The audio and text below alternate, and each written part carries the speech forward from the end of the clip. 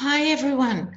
I wanted to apologise. Here we are in 2020 and my poor neglected intrepid viewers. I'm so sorry. But that's because although I'm safe from the fires, I've had more family and friends who are not. And some of them are part of the biggest civilian evacuation in Australia's history going on now. There are places where thousands and thousands of people are just on the beach, and they can't, because of the smoke, they can't fly in food supplies. They've had to send the Navy in and take them to somewhere else. Like, where would that be? There's so many big numbers. We are so unprepared for something of this scale. You know, it's a real worry. Now, I just want to say a little bit more about the fires before we move on. Thank you for asking so genuinely about it, you know. And firefighters have come from New Zealand and the States and Canada. And thank you guys so much, because our firefighters are exhausted. I think it's 9 or 10 weeks now they've been out. And that the fires themselves are so severe that they can't even get fire trucks in. Some have been killed with micro weather systems created that are toppling. Trucks that weigh 8 tons. It's insanity. And so a lot of good work's being done trying to save wildlife. And I think that's probably what Dave and I will do. If we sell some T-shirts, we will give that money to firefighting. And people are doing an amazing job with the animals, but of course, so many others aren't going to make it. So it's a dramatic start here to 2020, but we wouldn't listen. We've got politicians saying these fires started with piles of horse manure just exploding. These are people who are leading the state. What? You know? No, it's climate change, Pet. And these fires, of course, are going to roll into, we're only at the beginning of the fire season. We've got another 2 months of this, and possibly more, you know. So I want to bring you up to date with it. Now, lots of things to cover today, you poor things. I've been so preoccupied. I will do the stock market and then the Senate trial. So with the stock market, those of you who have been with Tarot Down Under for some time will know how I feel about this. But essentially, we've got to move on from this idea that the stock market is the economy. They're not the same thing. The stock market is a casino, right? And the economy is where most people live outside the casino, right? So we've got to stop. Most people, it's fused in their head. If the stock market's doing well, the economy's doing well. What we're seeing everywhere is the same issue in Australia, UK, everywhere. Stock market's doing brilliantly, but on the ground, people aren't. They're not. It's going backwards for most families. Adult children who can't leave home, who can't get a credit rating, who sure as hell can't buy a house and are struggling to even rent one. Homelessness is at an unprecedented high. It's just not the same thing as the economy. So I'm going to look at the stock market and then at the economy. Okay, so I'm using the new enhanced rider weights. So let's go. So we're going to start with the US stock market because everything else ripples on. Okay.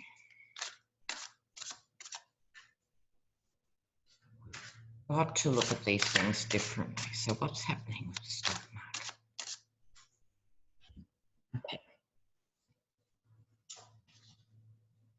Yeah, good Patricia. Yeah. and then surprise. Okay. Now, maybe I should move it back, not forward. Hold on a moment. All right, on top. Yay! Stock market's doing great. It's breaking ceilings. It's doing so well. The star, the US, yes. Look at that, fantastic. This is in the past, leading into now, and suddenly the story changes. Suddenly the story changes to loss and disappointment, followed by walking away. In the context of the stock market, as we know, it's a confidence game. They're all keeping the numbers up now because with the tax breaks, what do? They don't employ more people, big business, no. They buy more of their own shares and stuff. So it's on a sugar high, a total sugar high. And someone's going to start walking away, and then more and more and more. And I just heard today that the UK is officially in stagnation. So it's not in recession yet. It's stopped growing. It's in stagnation. So back to the US, I'm going to use the astrology cards to delve a little deeper. So that's pretty accurate, of course. Everything we read about it is, and everyone's mystified by why it's so good. And be careful. My advice to any of you is be very careful. If you have got stocks and shares, make sure you know what you're doing. Follow the financial news very closely because it's going to turn around at some point in the not so distant future. So the astrological energy around the stock market.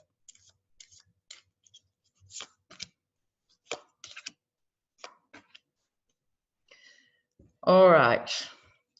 It starts with Aries. So over the star and everything's fine in the immediate past. Aries, that's the last of the bull market, right? Things climbing, very powerful energy, not unrelated to Mercury, which is coming up. This is news of the loss. Mercury rules communication and change. This Mercury is heralding in the losses that are to come. This is interesting. The Eight of Cups, once it starts to walk away, in comes the Sag energy. This is what I was talking about at the very beginning. I'm a Sagittarian myself. So this is about truth-telling in the sense of be honest with yourself. You've been talking it up, right? You've been talking it up. This is the moment of honesty and clarification coming through. And what I was saying about why the economy is not the same thing as the stock market. Okay, so let's have a quick look at what's happening in the real economy.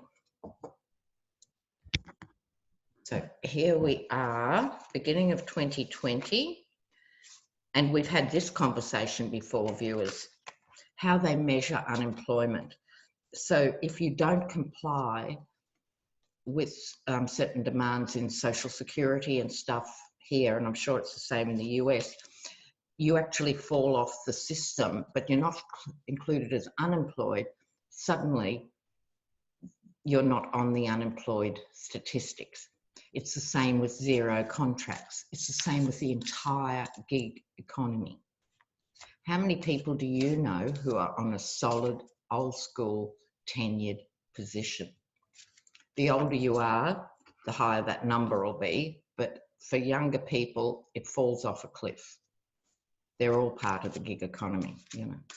So now we're going to talk about the economy. What's happening? Oh. Two left hands today. So what's happening with the US economy 2020? US economy 2020.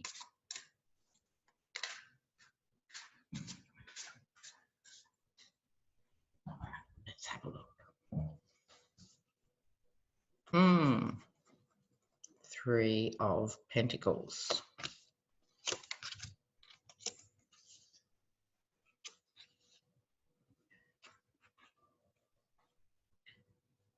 Yeah, I think this is the Three of Pentacles group work. There's two takes on this. The positive take is people helping each other, people working together, getting through the tough times. That's the upside. The other side is dark money. In other words, the rich getting richer and the poor getting the picture. So the divide is going to become more pronounced. This is the Knight of Cups in the immediate past, which is the promise that things are great. Things are good. What's your problem? And people are so conditioned to thinking, oh, you know, if big business is doing well, that's best for jobs. The empty chalice in this case. The Page of Swords, this I think represents the youth. They've got the sword raised. I'm hoping coming through, because I know a lot of millennials and they just work really, really hard, but they tend not to be too radical. They put up with really poor conditions and not speak up. They just came of age when jobs were volatile and erratic. And I'm hoping the younger ones, the Z's, are going to take up the swords and go, no, we are entitled to a future, an economic future. The Queen of Cups agrees with them. On top here, this is, I think, not so much a single woman as female energy. I think mothers are worrying about this issue. It's not that fathers aren't worried, of course they are, but it's more a generic feminine energy of looking after family and society, going, this is not working. We actually have to challenge this. And here comes the conflict caused by that. What does that look like? So you've got, for example, the Buddha judge, middle of the road sort of solutions versus Elizabeth Warren and Bernie and more radical solutions that I don't think are radical at all. I think they're just absolutely essential. And then in comes, down the track very soon, hopefully, a new way of doing it all. A new way. I'm hoping, where is the Page of Swords? The Page of Swords is going to wake people up. This is a year, we all talk about woke culture now. Well, let's try and stay awake, shall we? Staying awake, staying alert, staying engaged, which is why you need lots of rest, everyone, because you've got to stay engaged. And a new force coming through economically. Okay, interesting. I won't do the astrologicals on those. I didn't go for a specific time frame, but I think you'll see this playing out during the year. Right. So we have to change the way we measure the economy and stop being sucked into all this financial speak. And actually look, what does it look like on the ground? What does it look like for families? You know, you've got the working poor and the working homeless. What? You've got studies that are saying in Australia as well as the US, on a minimum wage, you'd have to work like 103 hours a week to rent a one-bedroom place. Rents have just gone crazy. Renting used to be the cheap option, you know, just what you could afford. And we know that any more than a fifth of your income means you struggle, and people are paying 70% of their income to put a roof over their heads, or not being able to put a roof over their heads. So like I said, please don't think this is just you guys. It's going on everywhere because our economy is global, which is why the UK and Brexit is so stupid. Anyway, I won't go on there. Now, the Senate trial. The Senate trial. Wow. Is there any cause for hope that the Republicans might do the right thing? I think the best we can hope for is, you know, some of them standing up to at least make sure the trial is a bit more like a real trial. And that's, you know, Lisa Murkowski and Susan Collins and Mitt Romney and hopefully one more. Can they do better than that? Could they surprise us? Could it happen? Well, of course, every hour that Warrior Queen Nancy sits on those articles, every hour, the Yeti digs himself deeper into a hole. So take your time, Nancy. It's a fine balance. People now get why she's doing this. Most people totally get it. And it's very stressful on the Republicans. They were all ready to go and wave him off and, you know, say it's okay. And now they have to watch this stuff unfold. So let's do a generic on the trial and then drill down a bit. What's going to happen with this trial? Senate trial. Senate trial.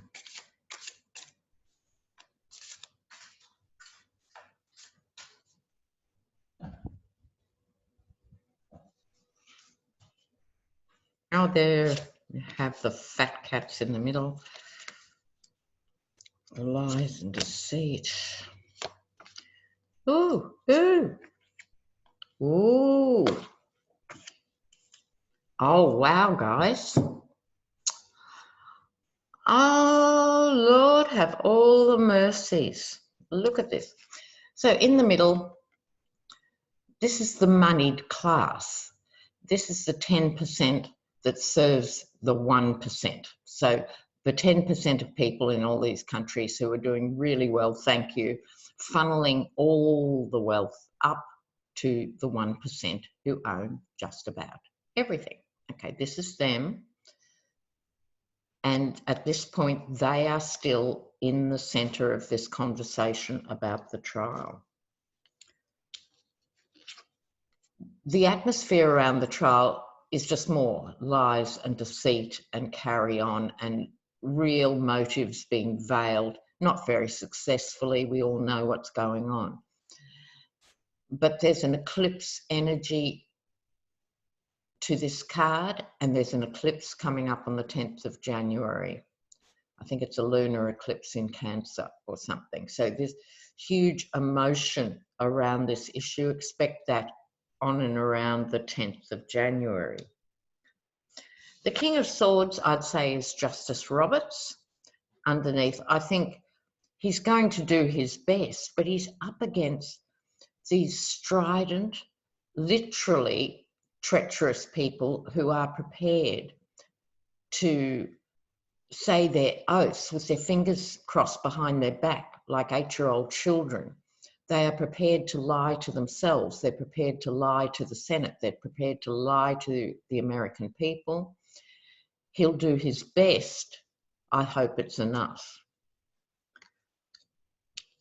Now, this is where it gets interesting. On top, the Hierophant, law and order, the bigger picture.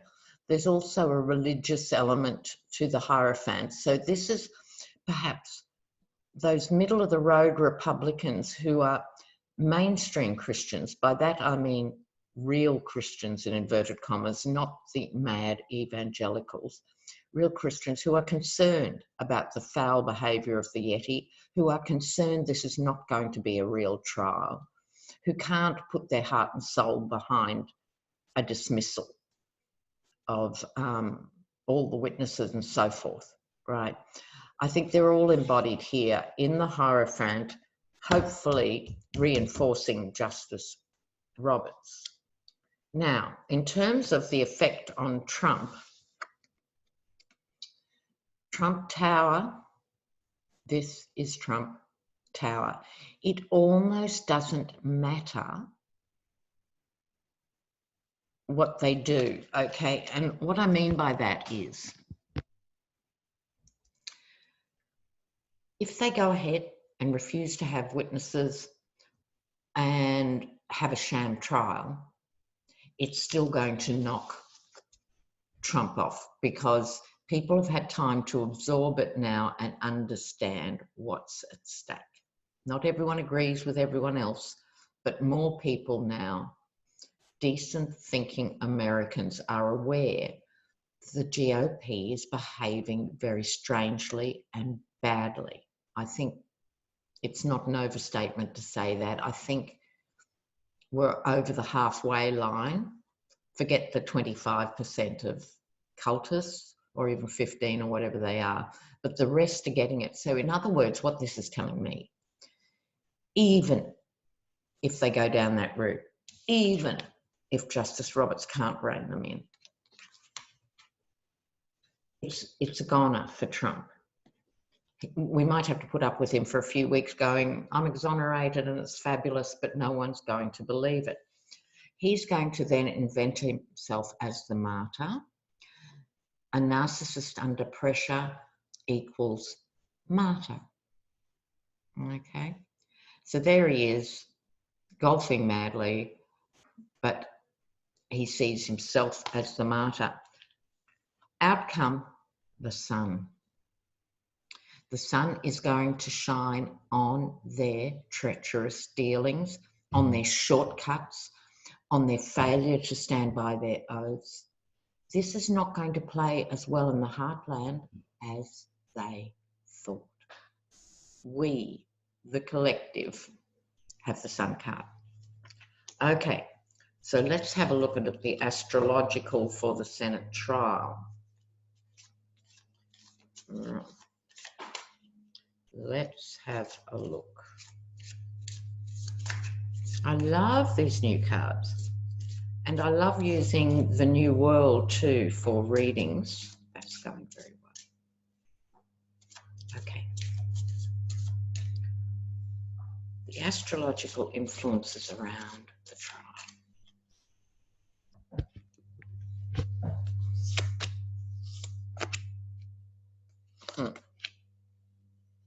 Oh, okay. It's going to be a mixed bag, you'd have to say, viewers. Uranus. I'm pleased Uranus is here, because Uranus is the master of surprise and sudden changes. It gives us a little bit of hope, particularly as it's next door to Capricorn. And I stress every viewing that I use these cards. I am not an astrologer, but this comes from my generic knowledge, and I'm following more astrologers at this time because January 2020 is so important. And the energy includes Uranus and Capricorn. So you have Uranus, the sudden disruptor, meets solid, earthy Capricorn. So in the trial, now the Uranus is over the moon, meaning there might be very sudden revelations about the lies and deceit. The Capricorn is over the smug merchant and underneath the Hierophant. So there you have your Capricorn stabilizing elements there. This is about how things should be done, are expected to be done, the law and order issues, and Capricorn, not that this image immediately suggests that, solid. Now, over the tower, you have the moon. So we've had the moon twice. So lots of lies and deceit. Okay. But in this imagery, I've got the bow, the archer of the Sagittarian again too, like the centaur figure, shooting truth away from the lies and deceit. So truth will be unearthed bit by bit, then suddenly, and then a bit more and a bit more, then suddenly, right? And Scorpio. Now, two reads on Scorpio. The sort of down read is, particularly in relation to the moon, that they win in terms of the GOP not convicting Trump and for their own selfish purposes. and their dark purposes. On the other hand, Scorpio is a massive no-nonsense transformer and healer. These are no-nonsense girls. Look at these two, right? This is not a spread of someone who's going to be cleared in a trial and go on to have enormous personal success. That is simply not the case. Oh my word, we are in for a roller coaster, an absolute roller coaster. So, okay. Now, I just want to have a quick look at North Korea and Iraq, because as we've said often, the Teflon Yeti, he's got away with a relatively stable, even increasing stock market. He hasn't had, after the Puerto Rico hurricanes that, you know, he handled spectacularly badly, he doesn't engage with the bushfires in California because that's their fault for not voting for him. He's got off light in terms of natural disasters.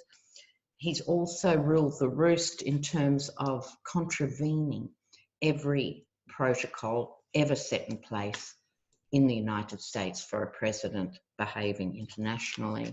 He's got away with it. Well, not really, because the rest of the world thinks he's a screaming idiot. But these two are coming simultaneously, North Korea and Iraq. So firstly, North Korea. Oh, and then I have to do a little read on Biden. North Korea, then Iraq. North Korea.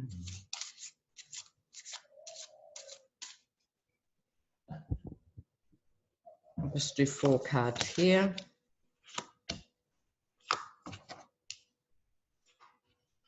Oh, God. Well, look. Here we have the King of Wands. I think this is how Kim Jong-un sees himself as the father of the nation. He doesn't see himself as the evil despot that he is. He doesn't see himself as presiding over the starvation of millions of people and the repression of millions of others and the holding back of an entire country. This is the twisted version of the King of Wands, who normally is just and sound and wise. That's why I know it's not Trump, but it's also not Kim Jong-un. So it's either Kim Jong-un in the twisted version of it, or it's Putin. Might have to do a clarifier on that. He doesn't care. He'll go all the way. Victory at any cost. And that's his victory as he sees it, Kim Jong-un. He won't care if he starves another generation of people. He does not care. He is so ruthless, which is why the other people who have always stood by him are now walking away. He's completely ruthless. The Hierophant. This could be him being the boss of North Korea, but it's right underneath the card that I'm beginning to think is a bit more Putin-esque. If we take this card to be Putin, the Hierophant makes more sense, because this is a calmer energy than you'd expect from the volatile Kim Jong-un. I think this is a Russian play, because Putin can be friends with Trump and wind up North Korea. Not going to end well. Not going to end well. So, will there be an attack on somewhere by North Korea? They're unlikely to go directly for the States, but Japan would be worried, South Korea would be worried. Will there be an overt attack?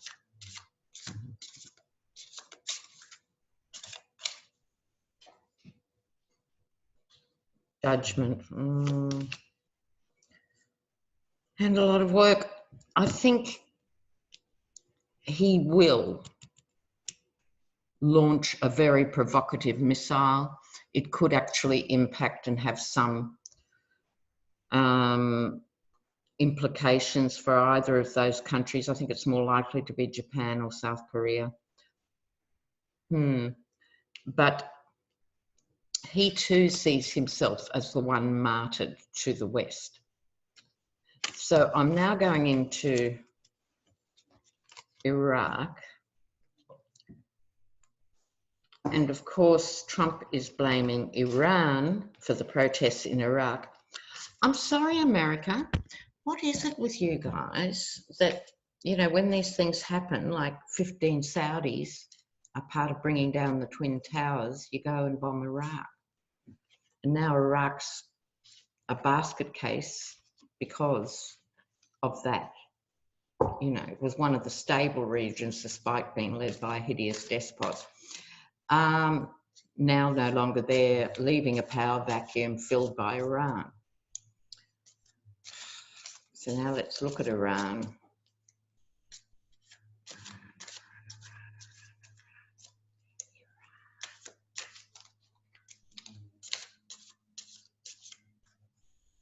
Okay. Queen of Pentacles, oh, the Five of Swords again, got them for both. Money's tight, and they will go forward. The High Priestess. So they'll go forward with a hidden agenda. You have to feel for the Iranian people as well as the Iraqi people in this. They are pawns in a game, a very savage game, both by their own leadership and again, Putin. This is all Putin stuff. You know, you've got the Queen of Pentacles. This is Iran consolidating its own resources. It has very successfully managed to get around the petrodollar. Most Americans are probably not aware the petrodollar is now not the only international measure of exchange with oil, because the Saudis and everyone else, thank you Jared Kushner, are working with Iran. And they're working with Iran, and those arrangements are being brokered by Russia. And so it all comes back. Four of Pentacles holding on to money, challenge, just going forward regardless of what it means for the people on the ground. There's a sort of relentless Chariot energy there, and further hidden agendas, which I take to be Russia's hidden agendas, not so much Iran's on its own. So Putin's playing a double, triple game in this. Lordy, lordy. So I think things will remain volatile in Iraq and Iran, and expect more nasty behaviour from Kim Jong-un. Now I have to have a quick look at Biden. I'm going off Biden by the hour, viewers. How are you? I mean, he came out during the week and said something. He tried to pull a Trump on Trump, which was say, I'm not going to talk about something, which is a way of saying something. Like Trump will say, I'm not going to talk about, you know, this, that, which is his way of planting that information. And Biden basically said, you know, I'm not going to talk about the children. I come from, you know, a different generation where we don't bring the children into it. Too late. If you even say the name Biden now, I don't know about you guys, but I find myself thinking, do they mean Joe or Hunter? You know, he's got to wear it now. And that's because he didn't kill it at birth. You know, he and 50 other Democrats should have, on the day the first mention of this stuff in the Ukraine and Hunter Biden was mentioned, should be saying, well, we're not going to be able to look at Hunter unless we look at Ivanka as a senior advisor to the president and your sons making money off your presidency. That would have thrown him for a loop. He'd have had nowhere to go. Now it's out there. It's been out there too long. You know. So the Dems missed that, not just Biden, the Dems missed that. Do I have to tell them everything, people? Really, it was a bad mistake. But let's have a look at Biden. I feel for him too. You know, I really think he just wants to put his feet up in Florida or something. Trump's going to eat him for lunch, you know. Okay, Biden. Let me concentrate. Biden.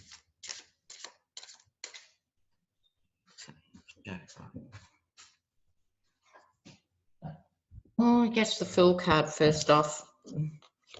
Innocence is not what you want here. The Star, America. Look, hush my lips. He may still be the answer that you guys need. Ah, yeah, the exchange of money and the Wheel of Fortune.